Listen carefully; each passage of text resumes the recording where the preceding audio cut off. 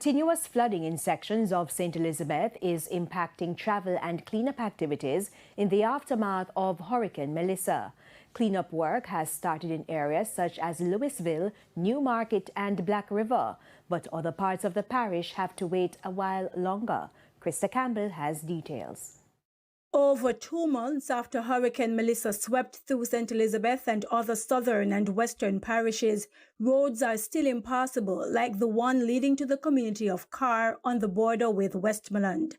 And even as floodwaters from Hurricane Melissa on October 28 begin to recede in Newmarket, residents show us the skillful trek they have to take to cross a part of the roadway that's still partially submerged.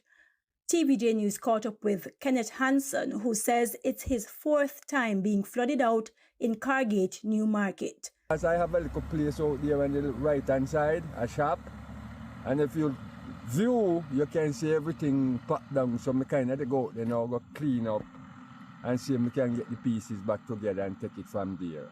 Across another section of Newmarket called Louisville, evidence of Melissa's pounding lay like blankets at the front of battered buildings. Richard Solomon is the mayor of Black River and councillor for the Louisville division. The sort of resources that is required to mobilize and to get back things to some level of normalcy is humongous.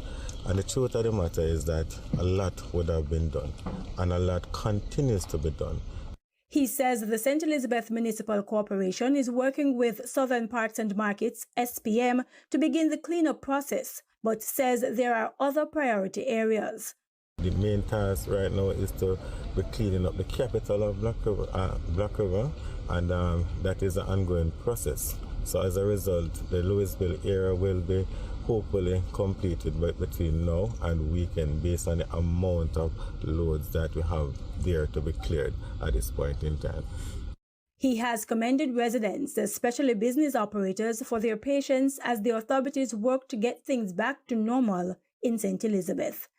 Krista Campbell, TVJ News.